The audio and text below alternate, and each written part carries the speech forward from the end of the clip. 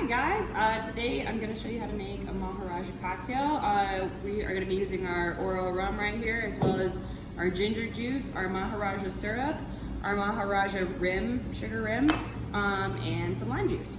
So to start out, what we're going to do is we're going to rim our glass. So I like to use a little simple syrup, and we're just going to roll it right around in the sugar, get a nice little rim there. And we're going to start with the lime. So you're just going to use the juice of half of a lime per cocktail. So get that nice and squeezed in there.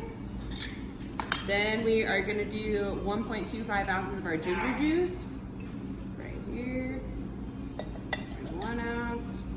0.25. Then we're going to do 1.25 of our Maharaja syrup as well.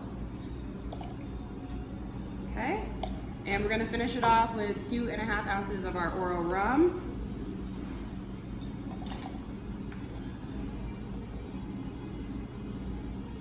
Okay, perfect. So now what we're gonna do is we're just gonna shake this with ice. So I already have ice right here.